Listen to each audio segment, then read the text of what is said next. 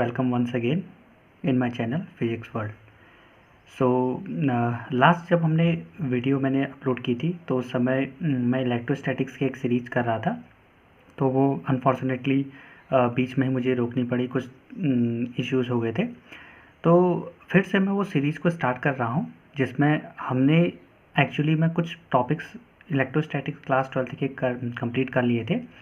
जहाँ तक मुझे याद है हमने इलेक्ट्रोस्टैटिक्स में कूलॉम्स लॉ तक को कंप्लीट कर लिया था। उसी सीरीज़ में आज हम एक नेक्स्ट टॉपिक करेंगे। कूलॉम्स लॉ के बाद इलेक्ट्रोस्टैटिक सीरीज़ में हम एक नेक्स्ट टॉपिक करेंगे, that is forces between two charges in terms of their position vector. तो हम ये समझेंगे कि हमारे पास दो चार्जेस हैं, वो हमने किसी एक 3 डायमेंशनल फ्रेम में रखे हैं, एक्स वाई जेड फ्रेम में रखे हैं। तो उनकी कुछ पोजीशन वेक्टर होगा r1 और r2। तो उनके बीच में हमारे पास किस तरह से हमारे पास लेट सपोज मैं करता हूँ कि मेरे पास एक चार्ज है q1 और एक चार्ज है q2, वो हमने एक 3 डायमेंशनल कोऑर्डिनेट सिस्टम में रखे हैं। तो अगर हम 3 डायमेंशनल कोऑर्डिनेट स्टेट में इसको रखेंगे तो लेट सपोज कि जो ये ओरिजिन है, ओरिजिन से जो चार्ज 1 की डिस्टेंस है, लेट सपोज हमने इसको नाम दे दिया चार्ज 1 और इसको नाम दे दिया चार्ज 2 q2। ठीक है, दो पोजीशन पे रखे गए हैं। मान लेते हैं पोजीशन है A position and this position is position B. तो दो चार्जेस हमने position A and position B पर रखे गए हैं। तो इनके बीच की जो डिस्टेंस है, जिसे हम रिप्रेजेंट करते हैं पोजीशन वेक्टर q1 के लिए पोजीशन वेक्टर r1 से और q2 के लिए पोजीशन वेक्टर r2 से। ठीक है, और इनके बीच की जो डिस्टेंस है, लेट अस सपोज हम वो डिस्टेंस मान लेते हैं वेक्टर r से। हम सपोज कर लेते हैं बीच की डिस्टेंस क्या है, r है। सो अब अगर ऐसा हुआ तो हम किस तरह से इसमें इनके बीच में लगने वाले फोर्सेस को कैलकुलेट करेंगे इन terms of position vector r1 and position vector r2। तो हम इसको किस तरह से कैलकुलेट करेंगे? हमारे पास लेट अस सपोज हमें कर लेते हैं कि हमारे पास a एंड b दो चार्जेस हैं। अब अगर हम इस बारे में बात करेंगे कि अगर हमने लास्ट क्लास में जब कूलॉम्स लॉ पढ़ा था तो मैंने तुम्हें कुछ टर्म्स बताए थे। मैंने तुम्हें ये बताया था, पहले मैं कुछ चीज़ें लिख देता हूँ। लेट अस सपोज हमने कहा कि हमारे पास OA वेक्टर जो है, OA वेक्टर वो क्या है? OA वेक्टर हमारे पास है r vector, r1 vector, and OB vector हमारे पास क्या है, r2 वेक्टर। ये चार्ज q1 के लिए हो गया और चार्ज q1 के लिए मेरे पास r2 वेक्टर हो गया। अब हम लास्ट क्लास में जब हम कूलॉम्स लॉ पढ़ रहे थे तो मैं तुम्हें एक चीज़ बताई थी कि हमारे पास क्या था, हम फोर्स निकाल लेते हैं, और फोर्स क्या होती है, वेक्टर क्वांटिटी। तो हम ये देख रहे थे कि force on charge 1 due to charge 2। तो इसको हमने किस तरह से लिखा था, force on charge 1 due to charge 2। तो इसको मैं लिख लेता हूँ, ये हमारे पास है force on charge q1 due to charge q2। ठीक, तो चार्ज q1 के कारण फोर्स जो हमारे पास चार्ज q पर है ड्यू टू चार्ज q, इस q2 के कारण इस q1 पर जो चार्ज होगा उसको हमने नाम दे दिया, लेट अस सपोज वो नाम हमने दे दिया F12। तो मैं सपोज कर लेता हूँ ये वाला फोर्स हमारा क्या है, F12। ये वेक्टर रिप्रेजेंटेशन है, और इसके कारण q1 के कारण जो q2 पर लगेगा उसे हमने नाम दे दिया F21, force on charge 2 due to charge 1। तो इसको मैं सिमिलरली लिख सकता हूँ, F21 मेरे पास क्या हो जाएगा, force on charge q2 due to charge q1। ठीक है, तो अब सिमिलरली अब हम एक फोर्स कैलकुलेट करेंगे और सेकंड फोर्स सिमिलरली उसी वे में हम निकाल सकते हैं। तो सबसे पहले हम कैलकुलेट करेंगे F12 चार्ज। F12 चार्ज को हम किस तरह से कैलकुलेट करते हैं, लेट अस सी। अब मान लेते हैं कि जब हम F12 कैलकुलेट कर रहे होंगे, F12 तो चार्ज जब हम फोर्स हम F12 कैलकुलेट करेंगे, force on charge q1 due to charge q2, जब हम इसको कैलकुलेट कर रहे होंगे तो हम किसको किस तरह से लिखते हैं, अकॉर्डिंग टू कूलॉम्स लॉ तो हम लिखते हैं 1/4 पाई एप्सिलॉन 0, और हमारे पास क्या हो जाएगा, q1 q2 divided by r square. तो हम इसको इस तरह से लिख लेंगे, लेकिन यहाँ पर ये तो इसका मैग्नीट्यूड हो गया। अब हमें इसकी डायरेक्शन भी लिखनी पड़ेगी। तो लेट अस सपोज ये जो डायरेक्शन है कहाँ से कहाँ, q2 से q1 तक, ये जो डायरेक्शन हम सपोज कर रहे हैं, क्योंकि हम charge force on charge 1 due to charge 2, इस 2 के कारण 1 पे जो फोर्स देख रहे हैं उसको देख रहे हैं। तो ये जो इसके लिए जो हमारे पास पोजीशन वेक्टर होगा उसे हम उसके लिए जो डायरेक्शन होगा, डायरेक्शन हम r दिखाते हैं r2 1 से। ठीक है, तो यहाँ पर 1 2 आता है, लेकिन यहाँ पर जो आएगा वो आएगा 2 2 1, क्योंकि हम जा कहाँ से रहे हैं, ये यूनिट वेक्टर है r2 2 1। हम इसको इस तरह से नोट कर सकते हैं। अब लेट अस सपोज हम इस इक्वेशन को मान लेते हैं इक्वेशन नंबर 1। इस इक्वेशन को मल्टीप्लाई करते हैं, मल्टीप्लाई और डिवाइड करते हैं। यहाँ पर लिख लेता हूँ multiply and divide by R. अगर मैं इस अबव इक्वेशन को multiply and divide by R in above equation, तो अबव इक्वेशन को मैं क्या करता हूँ, आर से मल्टीप्लाई एंड डिवाइड करता हूँ। तो मेरे को क्या मिलता है, राइट हैंड मल्टीप्लाई, तुम यहाँ पे ये भी लिख सकते हो कि multiply RHS, multiply on RHS में मल्टीप्लाई करेंगे तो फोर्स 1 2 हमारे पास क्या हो जाएगा, 1/4 pi epsilon naught Q1 Q2। मैंने यहाँ पर R से मल्टीप्लाई किया, ये सिर्फ मैग्नीट्यूड है, डायरेक्शन जो ये R इनके बीच की डिस्टेंस है, यहाँ पर दोनों चार्जेस के बीच की डिस्टेंस हमने R सपोज की हुई है, तो मैंने इससे मल्टीप्लाई एंड डिवाइड कर दिया। तो नीचे क्या हो जाएगा R3। ठीक है, तुम जानते हो कि कूलम्ब्स लॉ किस तरह से अप्लाई होता है, दो चार्जेस के बीच का मैग्नीट्यूड, उनका मैग्नीट्यूड डिवाइडेड बाय उनके बीच के डिस्टेंस का स्क्वायर। तो हम कूलम्ब्स लॉ इस तरह से अप्लाई करते हैं, तो क्या हो जाएगा ये R³ into R21 unit vector. तुम इस तरह से इसको कैलकुलेट कर सकते हो। अब ये इक्वेशन हमारे लिए इंपॉर्टेंट है, तो इसको हम नाम देते हैं इक्वेशन नंबर 2। अब यहाँ से हमें किसकी वैल्यू निकालनी है, हमें वैल्यू निकालनी है कि इस R की value in terms of R1 and R2।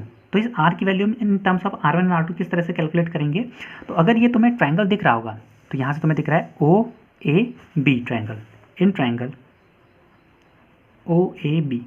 अगर हम अपने वेक्टर नॉलेज का इस्तेमाल करें या वेक्टर सम का इस्तेमाल करें, तो हम जानते हैं कि यहाँ पर हमें दिख रहा है ये वेक्टर इस तरह से, ये वेक्टर प्लस दिस वेक्टर, तो ये रिजल्टेंट वेक्टर OA के बराबर होगा। कहने का मीन्स है कि जब हम OB प्लस BA करेंगे तो हमको किसके बराबर मिलेगा, OA के बराबर मिलेगा, विच इज़ हम जानते हैं कि हमारे पास triangle law of vector addition है। तो according to triangle law of vector addition हम इसको ऐसे लिख सकते हैं, क्या, OA vector is equals to OB vector plus BA vector, हम इसको इस तरह से लिख सकते हैं।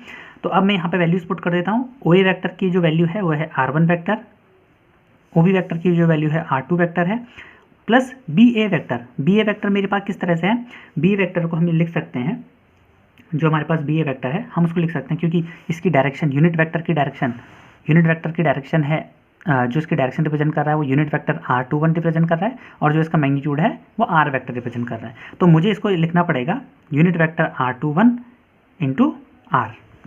ये मैंने इसलिए लिखा क्योंकि ये मैग्नीट्यूड को रिप्रेजेंट करता है और ये डायरेक्शन को रिप्रेजेंट करता है। तुम्हें पता होगा कि कोई भी यूनिट वेक्टर हम जब लिखते हैं, कोई भी यूनिट वेक्टर हम किस तरह से लिखते हैं, वेक्टर एंड उसका मॉड्यूलस उसका मैग्नीट्यूड, तो हम इसको इस तरह से लिख सकते हैं।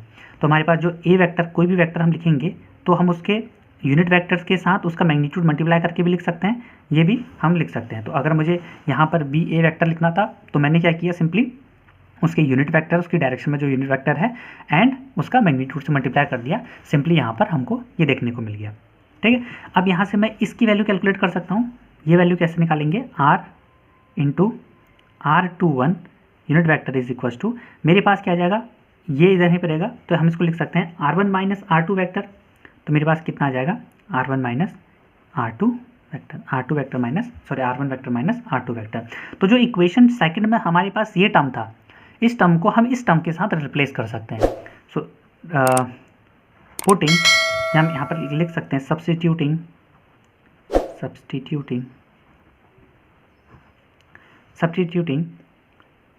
Third in equation 2।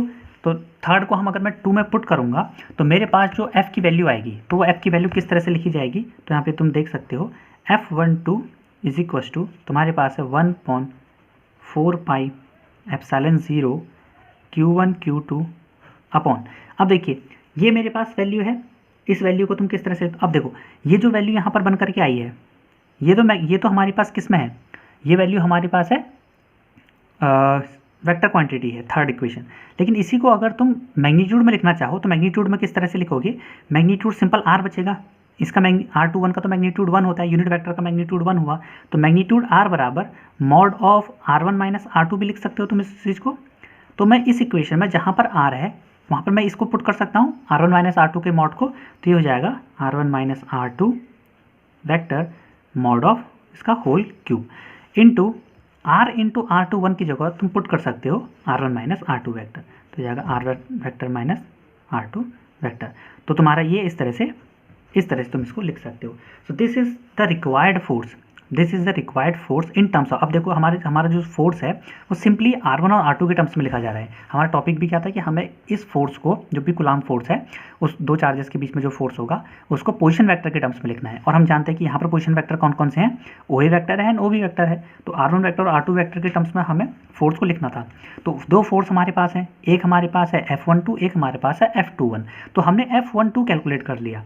तो तुम्हारे लिए एक असाइनमेंट में यहाँ पर छोड़ करके जा रहा हूँ, जिस तरह से हमने F12 फोर्स कैलकुलेट किया, इसको हम इस फोर्स को हम कह रहे हैं कि F12 फोर्स है। जैसे हमने F12 फोर्स कैलकुलेट किया 1/4 pi epsilon naught Q1 Q2 upon R1 minus R2 vector का whole cube, R1 minus R2 vector. Similarly तुम प्रूफ कर सकते हो F21 वैक्टर। तो F21 वैक्टर तुम किस तरह से प्रूफ कर सकते हो, सिमिलरली तुम F21 वैक्टर प्रूफ कर सकते हो। ये तुम्हारा असाइनमेंट है, तो इसको तुम कर लेना एक बार खुद से निकाल करके। जो रिजल्ट आएगा वो सिमिलर आएगा, पर यहाँ पर क्या होगा कि होगा 1/4 पाई एप्सिलॉन 0, यहाँ पर होगा Q1 Q2 अपॉन, यहाँ पर आएगा, अब पहले जो R1 माइनस R2 था अब वो R2 माइनस R1 में चेंज हो जाएगा। तुम्हारी डायरेक्शन जो हमारे पास ये मॉड होगा इसका होल क्यूब, और यहाँ हो जाएगा R2 माइनस R1 वैक्टर, इस तरह से। तो तुम इसको इस तरह से कैलकुलेट कर सकते हो। ये तुम्हारे पास वैल्यू आ जाएगी F21 वैक्टर की। दिस इज़ योर असाइनमेंट, तुम इसको कर लेना। And this is little bit easier than जैसे हमने उसको किया, सेम प्रोसीजर फॉलो करना है। जहाँ पर जो वेक्टर अभी R21, ये डायरेक्शन जो हमने अभी R21 सपोज किया, अब ये डायरेक्शन को तुम सपोज कर लोगे R12 वेक्टर, तो इस डायरेक्शन के थ्रू तुम कैलकुलेट करोगे किस वेक्टर को, F21 वेक्टर को। सो ये रहा हमारे पास forces between two charges in terms of their position vector. If you like this topic, अगर तुम्हें थोड़ा भी समझ में आया होगा तो please like and subscribe my channel. अब नेक्स्ट क्लास में हम करेंगे यहाँ पे, this is called superposition principle. So next class में मिलते हैं on the topic superposition principle. Thank you.